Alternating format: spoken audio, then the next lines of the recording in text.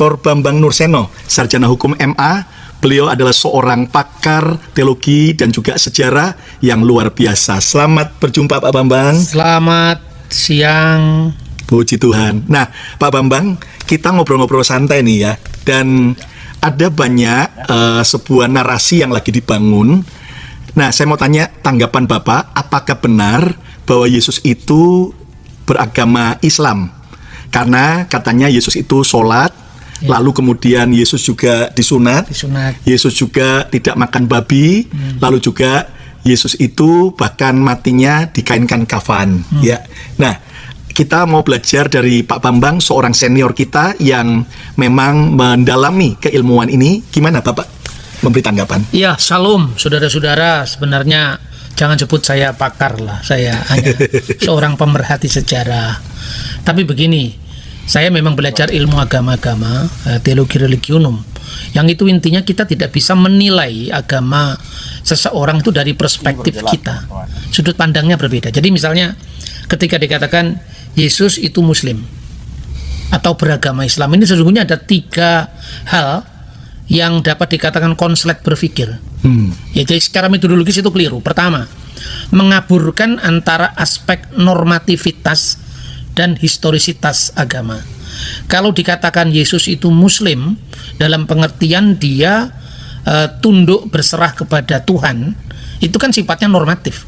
Sementara kalau agama Islam itu kan sejarah. Munculnya abad ke-7 Masehi. Sementara Yesus hidup di abad pertama. Jadi itu tidak mungkin kan. Jadi misalnya segini, bukan sekedar Yesus, tapi nabi-nabi itu dianggap semuanya beragama Islam. Gampang saja, simpel. Apakah di zaman Abraham ada satu prasasti saja bahwa ada agama namanya Islam? Tidak ada. Padahal waktu itu undang-undang yang ditemukan sejaman dengan Abraham saja ada. Misalnya Lipit Estar Code. Sebelum Musa ada undang-undang Hammurabi. Tidak ada nama agama namanya Islam. Sementara kalau kita baca sejarah misalnya, eksistensi agama Hindu yang muncul misalnya 1000 tahun sebelum Masehi, itu ada buktinya. Pada kuburan Darius Agung yang terkenal dalam Alkitab itu di Behistun di Iran. Itu ditemukan sebuah prasasti di kubur Darius Agung yang menyebut kata Hindu atau Hidu Saka Hauma Warga Saka, yang artinya kaum Saka di tanah Hindu dan kaum Saka di tanah rantau. Artinya ada agama Hindu itu kira-kira pada abad ke-5 sebelum Masehi. Ada agama Buddha misalnya pada prasasti Asoka yang dikeluarkan oleh seorang raja namanya Diwam Priya Darsin. Dikatakan 20 tahun dia telah dilantik jadi raja, lalu dia mengunjungi tempat di mana Siddhartha Gautama dilahirkan. Lalu di situ ada kata Buddha, Hida Bude Yate Sakyamuniti. Di sanalah Buddha Sang Sakyamuni dilahirkan. Jadi clear. Jadi ada pemikiran-pemikiran yang mengatakan bahwa Yesus itu agama Islam, itu mengaburkan antara historisitas dan aspek normativitas sejarah. Jadi ini kacau sekali. Yang kedua, mengukur agama orang lain dari ukurannya dia. Jadi pikirannya kalau di dalam Islam itu ada ungkapan misalnya Inna dina indalahil Islam, agama di sisi Allah itu adalah agama Islam, berarti nabi-nabi yang dianggap Islam tadi seharusnya menamakan agamanya Islam. Itu nggak cocok. Karena Yudaisme, nama Yudaisme sendiri itu muncul kira-kira abad ketiga sebelum Masehi, pada masa dinasti Hasmonaim. Karena Yudaisme, Yehudut, diperlawankan dengan Helenisme ketika terjadi Helenisasi atau Yunanisasi kebudayaan Ibrani. Namun nama Israel itu sudah muncul pada prasasti Mener Petah 1 tahun 1205 sebelum Masehi. Di sana ada kata-kata Yasir Elfikat Ben Perafet. Israel sudah binasa, keturunannya tidak ada lagi, karena itu setelah Exodus. Jadi itu klaimnya orang Mesir bahwa Israel sudah binasa karena sudah tidak ada lagi di tanah Mesir. Ini kan historis. Padahal mereka berjalan menuju ke tanah perjanjian. Dan itu sudah kira-kira zaman Yosua, karena zaman Musa kan jadi sebelum itu. Nah ini misalnya, atau mungkin malah pada zaman hakim-hakim. Jadi kembali ke soal Nabi Isa agamanya Islam atau Muslim. Itu lucu ya, karena begini, ada seorang penafsir Quran, ini saya kira tidak akan menyinggung agama lain. Kita saya cuma menunjukkan betapa kacaunya antara sejarah dengan norma-norma agama. Dia menulis tafsir, judulnya Tafsir Al-Qurtubi. Itu dikatakan begini. Jadi saya menghormati aja, tapi kita perlu cross check historisnya karena kekristenan yang dituduh kan. Jadi mula-mula Nabi Isa itu agamanya Islam. 81 tahun setelah diangkatnya ke langit Nabi Isa, itu nama agamanya masih Islam. Baru setelah itu karena pemalsuan yang dilakukan Paulus, itu baru ada nama Kristen. Wow. Nah, kira-kira seperti itu. Tapi kita bisa cross check tuh. Misalnya gini. 81 tahun setelah diangkatnya Nabi Isa itu Yesus ya. Itu kira-kira berapa kan? Yesus naik ke surga tahun 33 Masehi. Plus 81. Sekitar 114 Masehi. Lah, 114 itu sudah ada Birkat Haminim.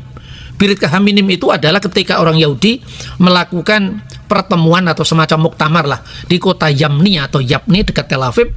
Itu kan sesama Yahudi. Itu saling menyalahkan. Ya kan, orang Yahudi itu ada orang Saduki, di mata Parisi keliru, orang Parisi di mata Saduki keliru. Lalu ada orang Eseni, ketambahan lagi satu yaitu Kristen yang disebut Nostrim. Lalu para rabi Parisi ini mengadakan pertemuan yang mengutuk Saduki, mengutuk Eseni, dan mengutuk Nostrim atau Nasrani. Itu disebutkan dalam Birkat Haminim, itu berkat untuk orang-orang sesat kira-kira. WH Nostrim, WH Minim, orang-orang Nasrani, pengikut Yesus, orang Nazaret, dan orang-orang sesat yang lain. Kiriga semoga binasa ya, kiriga yufedu yimhu min sefer hakayim, kiranya mereka binasa dan namanya terhapus dari kitab kehidupan. Itu tahun 90 Masehi. Lalu ada penulis misalnya Cornelius Tacitus, itu sejaman dengan Josephus. Dia menulis di dalam karyanya itu kira-kira tahun 90 atau 95, dia mengatakan Christianus, ada kata Kristen di sini, yaitu orang-orang Kristen. Apelapat autor nominis Eus Christus, yang nama Kristen itu diambil dari Yesus. Telah disalibkan pada masa Kaisar Tiberius di bawah prokurator kita Pontius Pilatus. Jadi clear bahwa sebelum tahun 114 identitas pengikut Yesus itu disebut Nostrim, yaitu gereja yang di Yerusalem, yang terdiri dari orang-orang Yahudi yang berbahasa Yunani karena diaspora. Ya, misalnya ada Lukas, ada Barnabas, ada Markus, tapi ada orang Ibrani, yaitu orang Yahudi yang berbahasa Aramaik dalam bahasa sehari-hari dan bahasa Ibrani ketika mereka ibadah, misalnya 12 rasul. Jadi jangan lagi ngomong kalau Yesus itu orang Yahudi, kenapa Injilnya bahasa Yunani, itu orang yang mainnya kurang jauh. Termasuk orang yang mengatakan bahwa tadi dikatakan Yesus sunat, Yesus tidak makan babi. Kita harus lihat kasus bayi kasus dulu. Yesus sunat umur 8 hari. Itu namanya Brit Milah. Kalau teman-teman Muslim sunat usia 12 tahun, itu bukan sunat yang menjadi perjanjian Abraham. Orang Mesir juga sunat. Orang Koptik itu sunat umur 3 hari.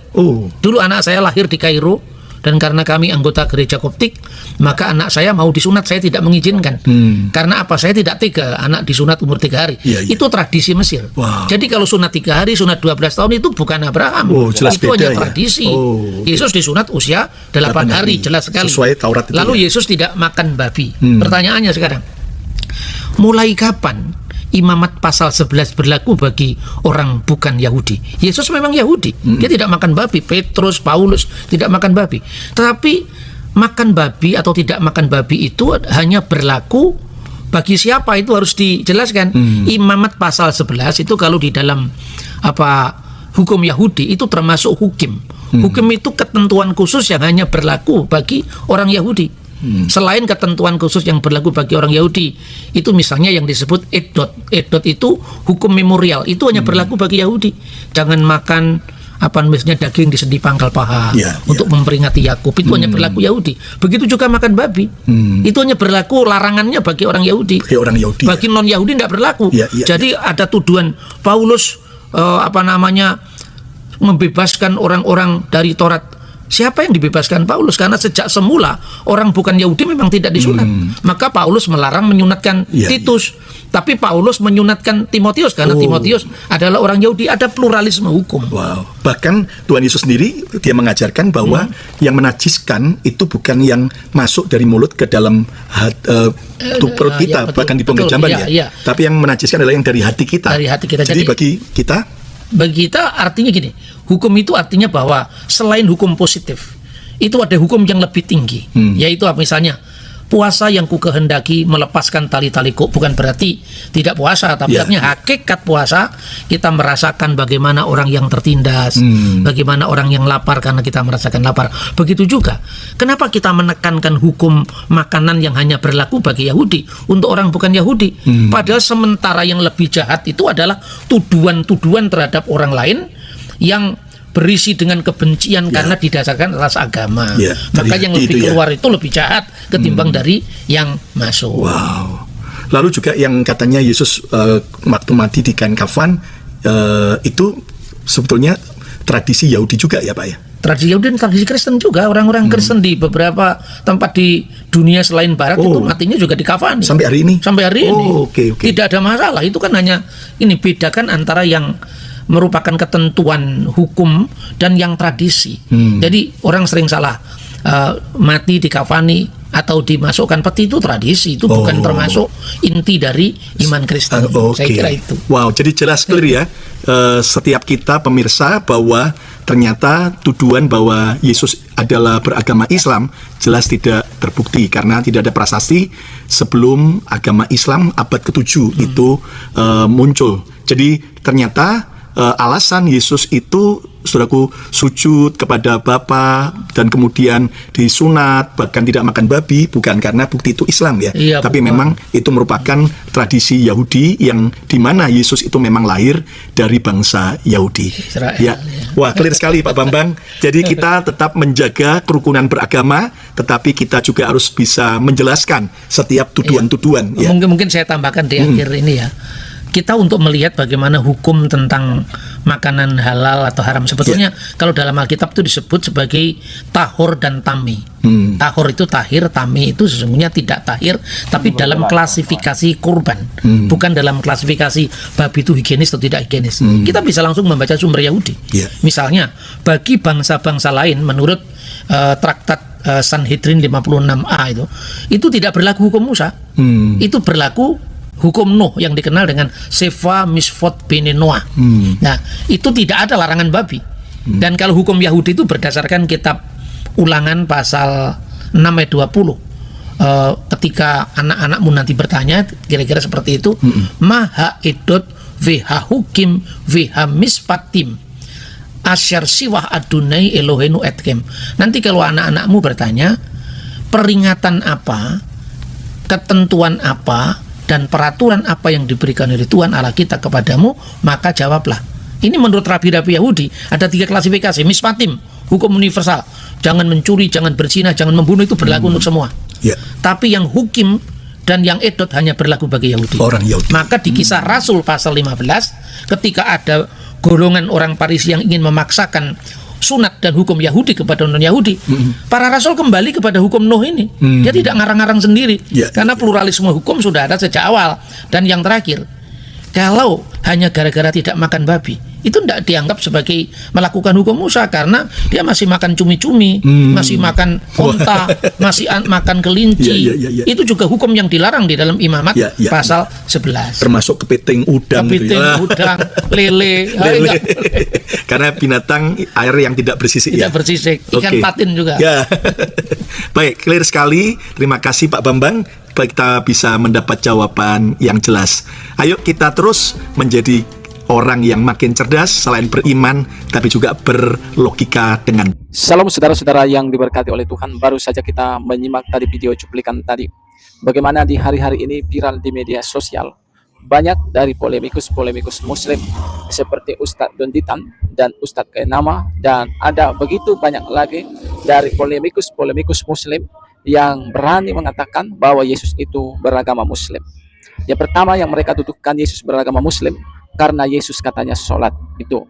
Seorang Abang Nursena mengatakan ya tentu Yesus melakukannya karena demikianlah ya menurut cara-cara orang Yahudi ya. Dan yang kedua, bagaimana mereka menunjukkan Yesus itu beragama muslim karena Yesus itu disunat katanya. Dan menurut pemikiran mereka, ya mereka juga sebagai muslim disunat katanya. Padahal Yesus disunat bukan karena agama itu, tetapi karena memang begitulah ada istiadat orang-orang Yahudi pada waktu itu Dan itu saudara, sunat yang dilakukan Yesus itu adalah ketika dia berumur 8 hari, sedangkan mereka berbeda ya. Ya, ketika mereka mengatakan Yesus itu beragama Muslim, katanya karena Yesus tidak makan daging babi seperti mereka. Padahal apa yang dilakukan Yesus ini adalah karena Yesus adalah orang Yahudi. Itu sebabnya Yesus melakukan sunat. Yesus tidak makan daging babi. Bahkan Yesus juga melakukan sesuai dengan sebagaimana dia adalah orang Yahudi dan lahir di bangsa Israel. Nah, saudara, baru saja kita menonton tadi videonya, dan saya yakin kita yang sudah menonton video ini pasti akan semakin cerdas sehingga tidak gampang dibodoh-bodohi oleh oknum-oknum yang tidak bertanggung jawab. Saudara, bagaimana kita ketahui bahwa memang ya, yang paling terpenting bukanlah soal makanan, bukan soal minuman, tetapi yang terpenting adalah ketika hidup kita menjadi berkat bagi orang lain. Banyak saudara dari saudara kita seberang, mereka lebih memperhatikan soal makanan dan minuman, yang mengatakan haram makan ini dan lain-lain sebagainya. Padahal Yesus dengan jelas mengatakan bahwa yang haram itu bukan apa yang masuk ke dalam mulut, karena apa yang masuk ke dalam mulut turun ke dalam perut lalu dibuang ke jamban. Tetapi yang najis, yang haram itu adalah apa yang keluar dari mulut kita, seperti kata-kata kotor, kata-kata hujat, kata-kata yang jahat. Nah, Yesus memberikan pandangan tersebut agar kita ya tidak sibuk tentang makanan saja, tetapi agar kita memperhatikan apa yang kita ucapkan, agar kita memperhatikan apa yang kita katakan. Apakah itu memberkati orang? Apakah itu membuat orang senang? Apakah itu membuat orang terberkati? Nah, itu yang perlu kita perhatikan. Jangan sampai perkataan kita merugikan orang lain. Jangan sampai perkataan kita membuat orang lain sangat dirugikan. Tetapi Yesus mau kita mengerti bahwa prinsip kerajaan Allah bukanlah soal makanan dan minuman, tetapi soal tentang bagaimana hidup kita benar. Itu yang paling terpenting. Nah, teman-teman, kiranya video yang saya bagikan ini boleh memberikan kepada kita pelajaran penting dan sekaligus boleh menambah wawasan kita. Kiranya Tuhan memberkati. Shalom, sampai jumpa di video selanjutnya.